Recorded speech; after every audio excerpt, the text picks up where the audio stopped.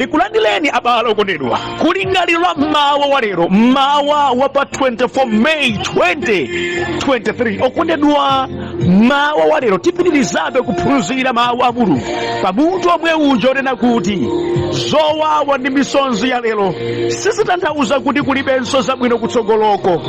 Mukakamilebe Mulungu.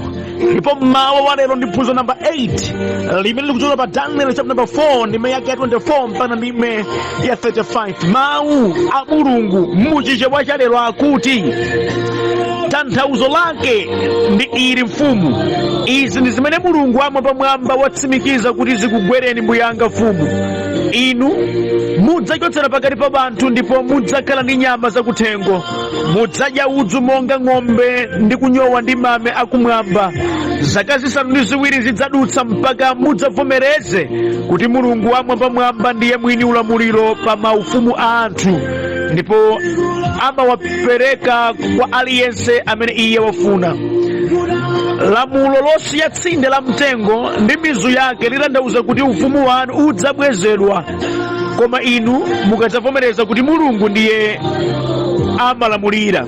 N'chifukwa yake mfumu chikukomereni kulandira malangizo anga. Lekani machimo ndipo muzichita zabwino, lekani mphulupulu zanu ndipo muzikomera mtima wa anthu opsinjika, nkutheka kuti mtendere wanu udzapitirira. Zonsezi zinamuchitikira mfumu Nebukadinezara itapita miyezi 12 pamene mfumu inkayenda pa denga la nyumba yake ya ufumu ya ku Babuloni. Iye anati, kodi Babuloni si mzinda wamphamvu ndi wokongola umene ndinamanga ndi mphamvu zanga ngati nyumba yanga ya ufumu, kuonetsera ulemerero wa ufumu wanga? Akuyankhulabe izi mawu anamveka kuchokera kumwamba akuti, imva izi mfumu Nebukadinezara, ufumu wako wachotsedwa, udzachotsedwa pakati pa banthu ndipo udzakhala ndi zilombo zakuthengo, udzadya udzu monga ng'ombe. Zaka zisanu ndi ziwiri zidzadutsa mpaka iwe utavomereza kuti wamwambamwamba ndiye mwini ulamuliro pa maufumu a anthu, ndipo amaupereka kwa aliyense amene iye afuna.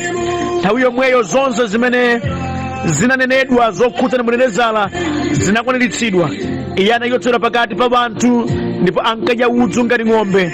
Thupi lake linanyowa ndi mame akumwamba mpaka tsitsi lake linakula ngati nthenga za chiwombankhanga ndi zikadabo ngati zikadabo za mbalame. Pomaliza zaka zimenezo ine Nebukadinezara ndinakwezanso maso wanga kumwamba ndipo nzeru zanga zinabwereramo.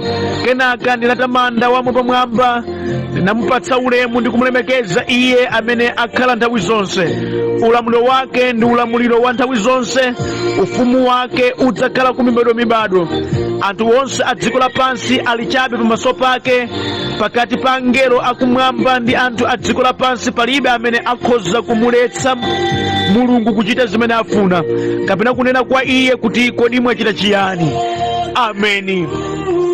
Okondedwa, mawu a Mulungu amene tawerengawa chitsogozedwa ndi kulingalira konena kuti zoona kuti Mulungu sasekerera tchimo. Ndi zoona zimenezi. Ndipo ndi zoona kuti Mulungu amatsitsa munthu wodzikweza ndipo amakwanitsa kuchotsa mphamvu za anthu ndi kupatsa anthu ena. Ndi zoona kuti chibwana chimalanda ndithu ndipo zowawa zamasewera zimabwera ndithu. Koma nkhani yabwino ndi yakuti kwa wonse olapa mtima zokoma pa moyo wawo zikhoza kubwereranso. Musalimbane ndi kudzichekenera kapena kulongosola motsindika kuti muoneke abwino ndi osalakwa ayi. Pa cholakwa chanuchi vomerani, lapani, ndipo yambani kukhala moyo oyanjana ndi Mulungu mwachoonadi. Zanu zidzasintha. Ameni. Chitsimikizirike ichi kuti Mulunguyi sasekerera tchimo ayi, amalanga.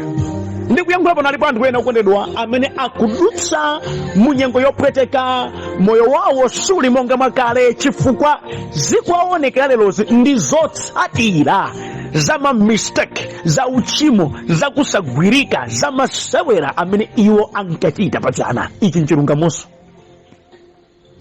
Ndi zoona kuti Mulungu amatsitsa anthu odzikweza. moti alipo wena bantu amene panopa adatsitsidwa chifukwa munthawi yawo yapamwamba adali osagwirika, adali osamva za banthu, adali amatama onyang'wa, adali banthu okondedwa opanda khalidwe. Ndikuyankhula pano chautayi adatsitsa. Ndimati ndikuchenjezera pano okondedwa, mulunguyi amakwanitsa kudiliza iwo amatama, amakwanitsa. Ndipo mbiri idzitiphunzitsa zimenezi kuti wonse amphamvu mu nyengo zawo za mphamvu imakwana nthawi mphamvu zimatha apapita. Mukayang'ana mbuyo pakati pa anthu amene ali mapresident owopsa, panali mabwana owopsa, panali malaliki owopsa, panali anthu afiti owopsa, mbiri inenetsa idakwana nthawi adapita. Koma chauta alichikhalire. Zizitiphunzitsa zimenezi kuti ndi mulungu amene amatha kutsitsa, amatha kuchotsa ulamuliro napatsa anthu ena, kuchotsa mphamvu napatsa anthu ena. Amakwanitsa mulungu amene kusintha nyengo opanda pake ndi kutembenuka anthu amphamvu, ndipo anthu amphamvu ndi kukhala anthu opanda pake. Izizi ndi zoona, ndipo ichi nchilungamo. Tandimvani, ndi zoona kuti mulungu amaonetsetsa kuti chibwana munthu ayichimulande, ndipo masewera akhale zotsatira zake zimachitika. Palibe chibwana chimene sidzakulandani, palibe masewera amene zotsatira zake zopweteka sizidzabwera. Ndikuyankhula pano wena ndi chibwana chimene chidawalanda, chidabera tsogolo lonse, chidabera kutchuka konse, chidabera ulemerero wonse umene anali nawo. Ndipo masewera amene ankasewera pa ulimbo lero adamamatira, palibenso chabwino chikuyenda, palibenso zokoma zikuoneka, palibenso thandizo limene akuliona. Izi zingakhale amaloza chala anthu wena, koma adachita wokha. Ndi iwowo vuto kusakhala mkhalidwe kwawo ndi kumene kuwaonetsa izi. Si winanso adalakwa ayi, adadzipweteka wokha ndi zochita zawo zayiwokha. Ndikuyankhulenizi ndi zoona.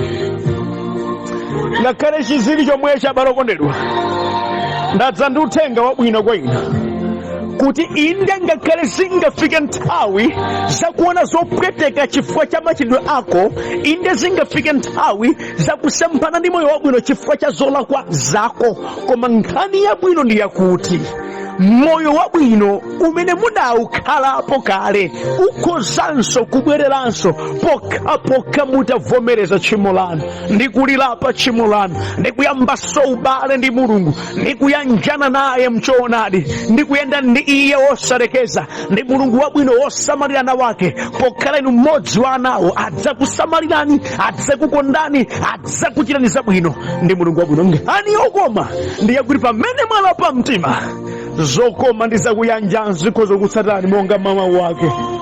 Amen. Ngati mwalapa mtima, ngati mwayenda naye njira ya uchimoyi mudayituluka ndi kuyamba kuyenda njira imene yafuna, zokoma zake zikhoza kutsatani, akhoza kusinthani, moyo wabwino mukhoza kuupezanso, chikondi chake mudachitaya cha Yehova chikhoza kubwereranso pa moyo wanu. Musatangwanika abale wanga ndi kumadzibakira, musatangwanika abale wanga ndi kumafotokoza motsindika kuti mudzionetse kuti inu ndinu osalakwa ngakhale mukudziwa kuti mudalakwa. Musavutike ndi kuphimbira kuti zisaoneke. Mungotaya nthawi. Chofunika kwambiri ndiko kuvomereza, ndidachita ndidalakwa, Ambuye khululukani. Chofunika kwambiri ndi kutsimikizika mtima, moyo wanga wakale, moyo wanga wauchimo, moyo wanga wosakhulupirika wandifikitsa apa. Ambuye Yesu khululukireni, ndakuchimwirani, ndadza m'maso panu, izi ndikuzileka, ndikuyamba moyo watsopano, izi ndikuzisiya, ndikudza m'maso panu, izi ndazileka, ndikufunitsitsa inu yomuchita ndi moyo wanga. Ndili pano ndidzayenda nanu ndipo ndikulonjeza kukhala ndinu masiku onse a moyo wanga. Musanditaye kunja. Yehova ndi wabwino, sadzakutayani, adzakulandirani ngati mwana wake. Ndipo ndi wabwino kuti zokoma zakale akhozanso kukupatsani moyo umene mudautaya nokha mwadadala, akhozanso kukupatsani dziko silingakukhululukireni, vanthu sangathe kupatsansoni, vanthu akhoza makunenani koma Yehova isali ngati iwo. Iye ndi wabwino, akhoza kupatsansoni chimwemwe chanu chakale. Ndi Mulungu wabwino, mkhulupirireni ndi kumukonda, akhoza kuzichita zimenezi.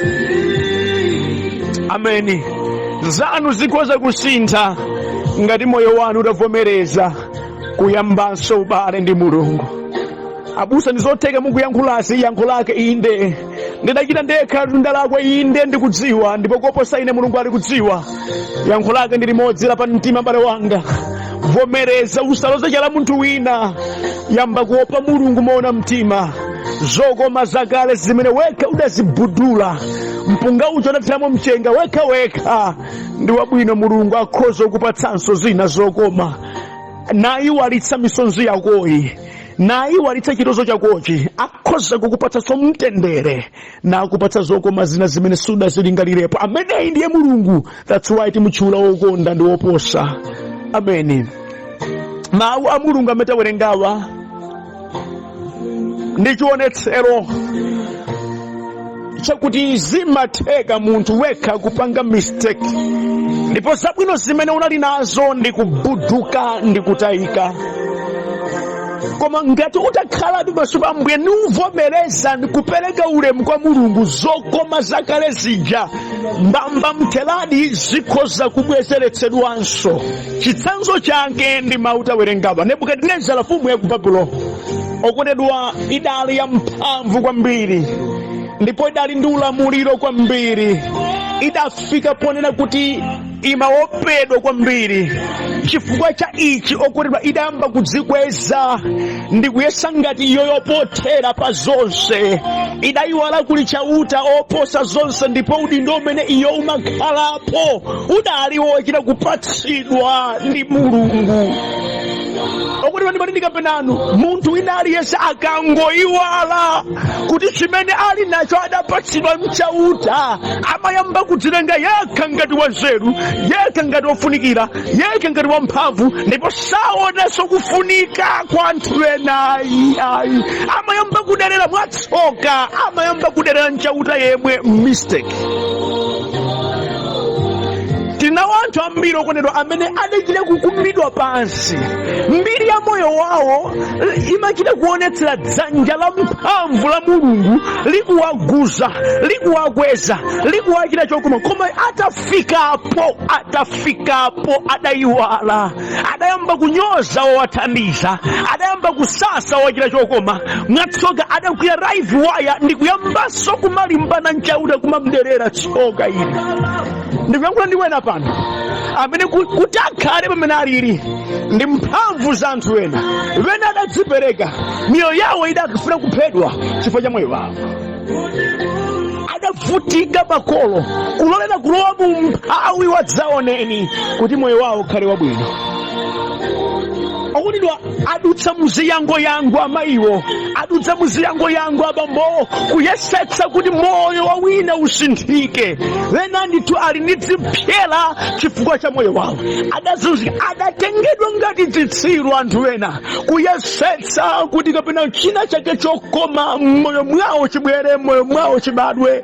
Mwatsoka zidawayendera, mwatsoka zili bwino, adafika poyiwala nadzilinga Nebukadinezara kuti izi zindizanga, ndachita ndine, palibenso wina. Taonani kukongola kwa izi ndi mphamvu zanga ndi chionetsero changa. Akafika munthu pa moyo umene kuno sagwirika, olo kumpatsa malangizo samamva, amakhala nkhutu kumve munthu oyipa mtima, munthu wosasamala zawena. Kuti ndimvetsano okondedwa, amayiwala kuti chauta, amayiwala kuti Mulungu. Ndikuyankhula ndi abambo wena pano, sakumva za akazi awo, sakumva za abale wawo, ndi nkhutu kumve pano pafikapo zakuti akuchokera kuti ayiwala. Ndikuyankhula ndi amayi wena pano amene afikapo pano pa chizungulaka pakamwa, sakugwirika, afikapo. Mnyamata wina wafikapo, mtsikana wina pano wafikapo, wayiwala.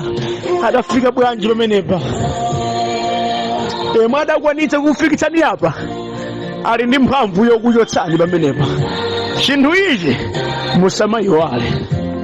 mphamvu yomwe idakwanitsa kukulengani ndi mphamvu yomwe ikhoza kukwanitsa kukuphani. Musamayiwale mphamvu imene imakwanitsa kukusungani ndi mphamvu yomwe ikhoza kukwanitsa kukutayani. Mphamvu ndi chisomo chimene zakwanitsa kukukwezani kufika pamene mwafika pa ndi zomwe zonse zili ndi kuthekera kukuyikani pa ground kuti mudziwe Mulungu sasewera. Nebukadinezara adadzikweza kwambiri, ndipo padalibe wina aliyense adakampatsa ulangizi wina uliwonse.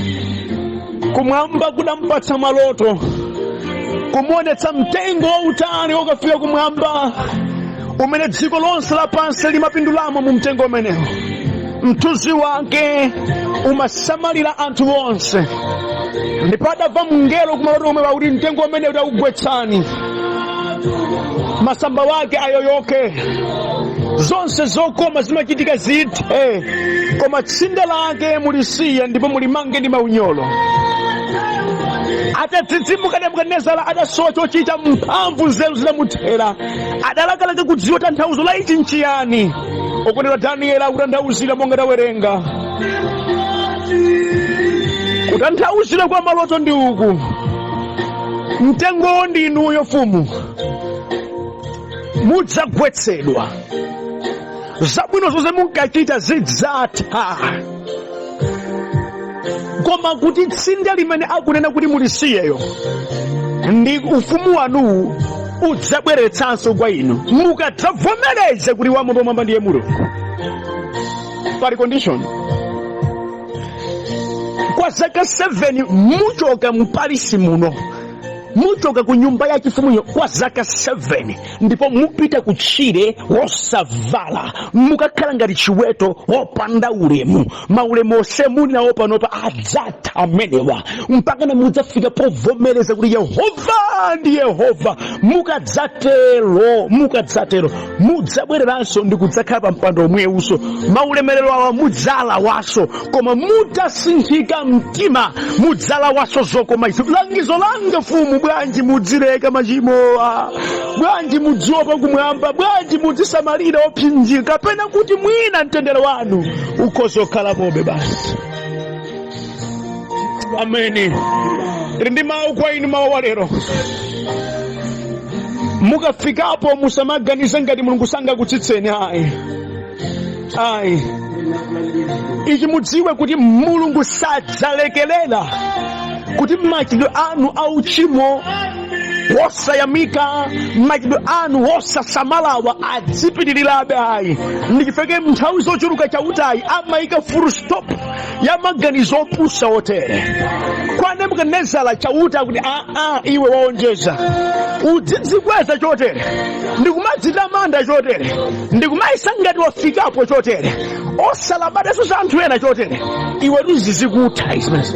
Ndifanene kuti chani okondedwa, zimatha kutheka kuti munthu ndi malingaliro ako eni ndi kuchita kwako weni, iweyo ngati mwini wake ukhoza kukwanitsa kuti zabwino zimene udazipeza kalesi ziwonongeke.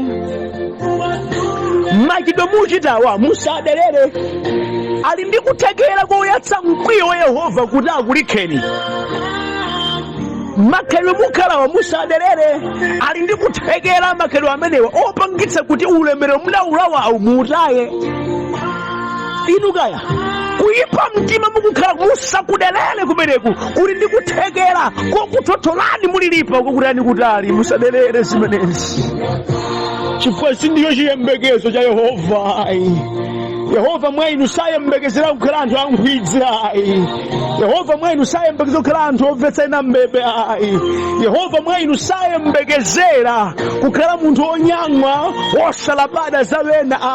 Zisomo zimene Yehova apatsa wanthu kuti ziwasunge, apatsa wanthu kuti adalitse wena, apatsa wanthu kuti iyeyo atumikiridwe nazo, osati zikhale njira ya chiphinjo yozunzira miyoyo ya anthu osalakwa. Si choncho. Akakhumudwa nanu chauta akhoza kutotolani. Kumene mundimvetsetse mawu lero, musamasekerere mukamamvetsana kupweteka, zimankwiyitsa chauta zimenezi. Musamasekerere kumamva bwino wina akamakudandaulani, kumwambanso kumakwiya nanu. Wina kwina kwagaga makhetsa misonzi chifukwa cha iwe, Yehovanso zimamuyipira. Ndipo nthawi zina sachita kuti inu kapena zidutse apo amabwera straight yekha monga adadzera mwa mthenga wake kwa Nebukadineza, nampatsa mawu maloto ndi kugwetsa.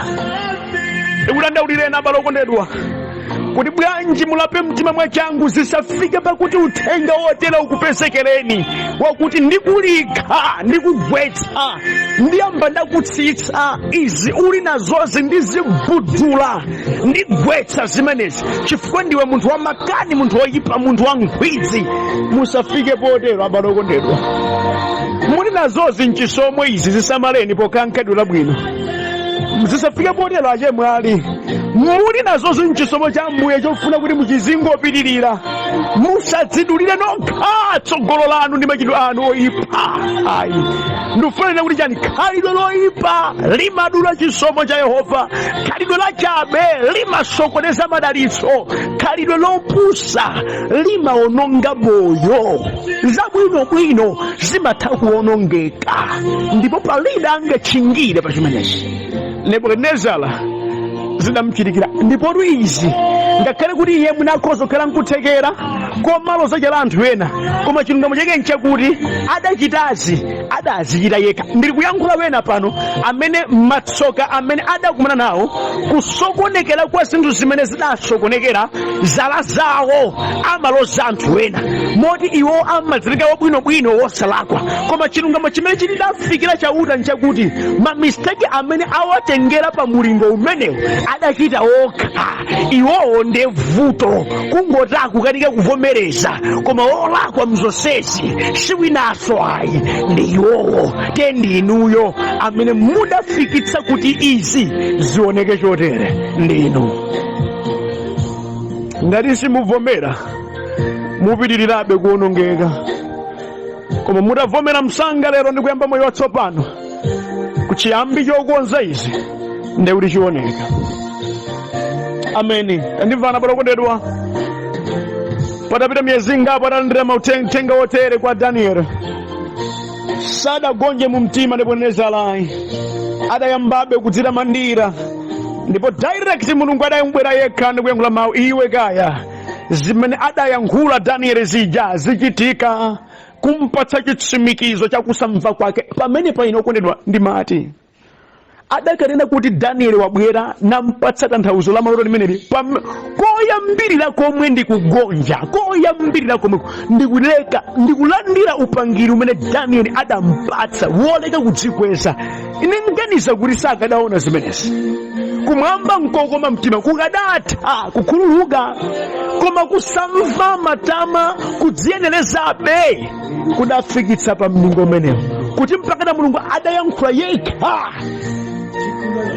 Ndimati ndikudandaulireni mawu alero abale okondedwa, muzimvako zawena zikuthandizani kupewa ulaliki wonga omwewu umu kumva lero ukuthandizeni kubwerera mbuyo, kuleka nkhwidzizi nchauta atu opsa amatembenuza dziko. Musakule mtima kudali wena kale inu kulibe. Yehova adagwiramo akhozanso kuchita ndinu. Kamva maulangizo ochoka kwa anthu achautawa, kamvani zikupewetsani kuzopweteka za moyo wanu. Okondedwa musagwedere m'makutu mwanu ndi phula ofikisa, mudzalira misozi tsiku lina. Zinthu zimene mukanatha kuzipewa zidzakupezani modzidzimutsa, ndipo padzakhala palibe wina oti akuthandizeni. Akadalapa koyambirira, akadagonja koyambirira, akadadzichepetsa koyambirira, sakadafika pasi. Ndikuyankhula ndi wena pano ameneno adakatipadzana, adamvera maulangizo amene chauta adatuma pena kuwapatsa. Sibwezi kusimba izi lero. Ndikuyankhula ndi anthu ambiri pano amene mabanja bawo adatha, akadamvera malangizo akawapatsa, sakadafika pamenepo. Ntchito zawo zidasokonekera, akadamvera ma warnings amene chauta adawapatsa, ntchito sikadatha. Sizidakasokonekera akanati amvera mauthenga amene ankakumana nawo akuwadzudzula pa chomwe chomwecho, koma kusamva kwawo makani awo adapangitsa kuti chimene kumwamba kudatsimikiza chichitike ndithu, kuti chimenecho nkupweteka kwa chimenecho likhale phunziro pa moyo wawo. Zinachitika rokotedwa zaka 7 Nebukadinezara adasiya Paris, adachoka ku nyumba ya chifumu ndi kukakhala kutchire osavala, zitsitsi nkungochita chakalala, zikhadabo malemba akuti ngati za mbalame. Mame ndikumawanyowetsa anthu amene ankadya zoyesa, ankavekedwa zovala, ankayenda ndi security, anali munthu olemekezeka. Mulungu adathothola zonse zija ndi kukamusiya yekha. Ndikufanika penano kuti mawalero Mulungu akakupanga target kuti akufuna afinye iwe, aphunzitse iwe, okolera palibe amayimitsa, amachita ndiwe wekha ndithu. Monga imfa imakupeza uli wekha ndithu, ndi mmene chautanso amachitira. Ndipo ngati inu muchita masewera ndi inuyo, ndi kuti Mulungu akufuna agwire inuyo, amapapatiza anthu onse kuasuntha ndi kuchita ndi inuyo nokha ndithu. Samalani.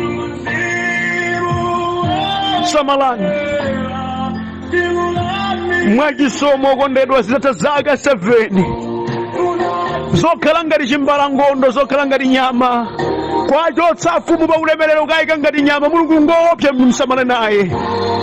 Baibulo likuti Nebukadinezara adakweza maso ake, adafika povomereza, adafika pogonja, adafika podzichepetsa, adafika ponena mawu, matama anga ndaleka, kuyesa kwanga ndasiya, Mulungu wamwamba ndidzamulemekeza. Mutamva mawu amene Nebukadinezara akuyankhula, ndi mawu osonyeza kugonja, ndi mawu osonyeza kulambira, ndi mawu osonyeza kuti iye ndi munthu wamba, ndipo chauta wachikhalire, ndipo akufika potsimikiza kuti iyeyo ndi Mulungu wakumibado, ndi olamulira mibado. Mfumu imangokhala nthawi kochepa iyiwalika, koma chautayo alibe chiyambi, alibe malekezero. Adafika potsimikiza ukuti nkulapa, ukuti nkulemekeza, ukuti nkubwerera, ukuti nkukhazikika pa chilungamo chimene malemba afunira munthu wamoyo wina aliyense kuti akhalire. Atafika pa mulingo umenewo ompembedza Mulungu mu mzimu ndi mchoonadi, olambira chauta, ovomereza kuti Mulungu ndiye Mulungudi, chauta adamkomera mtima.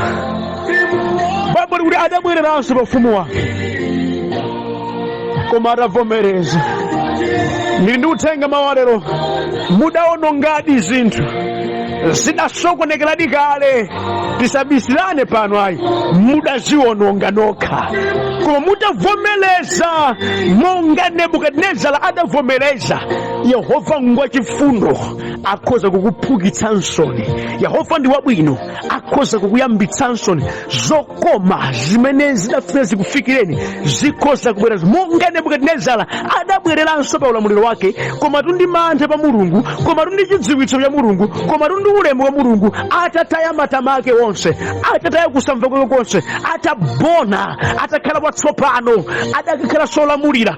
Zokoma zidabwereranso. Ndili ndi uthenga, inunso mutalapa chomwecho, mutadziyepesa chomwecho, mutabwereranso pamaso pa Mulungu chomwecho, ndikuwuzani zimene mudaziphonya zija, Yehova ali ndi kuthekera kozibwezeretsanso. Chifukwa azibwezeretsa kwa mwana wake, azikupatsani, akudziwa kuti mukazigwiritsa ntchito bwino popeza mwatembenuka mtima. Moti ndimati ndikambirani wena amene simukubonani, mukungodabya ulano, Yehova sakupatsa mbeni pakudziwa kuti atakupatsani ndi malingaliro omwewo, ndi kuti mukhalabe chipsinjo ino. Chifukwa nyengoso iyi imene akutitsaniyi yakubaliranso ni ukali waukulu kwambiri zedi. Mudakhalanso ndi moyo wongo wabwino wanga kale, mukukhala nkhalamo times 2. Chimene Yehova ayembekeza kuti akucheni chokoma ndiko kulapa kwa mtima wanu ndi kuvomereza monga Nebukadinezara adavomerezera. Musadzichedwetse ndi kukambakamba zinthu. Gonjani, lapani mtima. Maphunziro ambuyo ndi magamba zakuti wena amatha kuchitira anzawo zoyipa, koma Mulungu amatha kuakwezabe. Koma lero lino phunziro likulunjika kuti munthu wekhanso umatha kuchita zina zolakwika. koma Yehova amathanso kuzibwezeretsa ngati iweyo walapa mtima. Ndikubwereranso pamaso pake monga Nebukadinezara adachita izi. Ndikulandaulireni mawu lero, nanunso bwererani. Simunachedwe, bwererani pamaso pa Mulungu. Zokoma zina zilipo, ndi Mulungu wabwino. Simunathere pamenepo, zokoma zina zokoma zilipo. Tamukangamira na Ambuye, tabwerani kwa Iye, tayambani kuchita za Iye, takhazikikani pa Iye. Zokoma zilipo, moyo wabwino ulipo. Abusa ndichosola udindo twine, ayi bwerani kwa Ambuye, ali ndi kuthekera kokubwezeretsani. Inu simudafika pa Nebukadinezara ali kuti oyenda osavala mame nkumakuopa na amuni kunyumba kwanu muli ndi mtendere. Yehova ali ndi kuthekera. Ngati adabwezeretsa za Nebukadinezara akhoza kubwezeretsanso za moyo wanu. Abusa zidawonongeka kuti pa Nebukadinezara apa mupaderera kuti munthu anali olamulira mfumu ndikukhala kutchire ngati munthu wa misala kwa zaka 7, osasamba zaka 7, osamera tsitsi lake zaka 7, osadya chilongosonga zaka 7. Okutedwa koma adamuchotsa kumeneko ndi kumuchapaso. Inunso mukhoza kuchapikanso koma mutavomereza, mutatsimikizika mtima kuyenda ndi Mulungu nthawi zonse, kupereka ulemu kwa Mulungu nthawi zonse, ndi kugonjera Mulungu nthawi, ndi kutsimikiza ndidzachita choonadi cha Yehova masiku onse a moyo wanga kufikira ndikuonana naye maso ndi maso. Mene chikachitsimizo cha moyo wanu ambalo kundedwa. Lekani matama, lekani kunyada, lekani kulimbana ndi chauta, lekani kuzuza wena, khalani ndi chauta maona mtima. Yehova akhoza kupatsani mtendere. Ambuye akudalitseni pamene mukulingalira zotere zimawa, ndipo chisomo chake chikhale ndi inu kwamuyaya. Amen.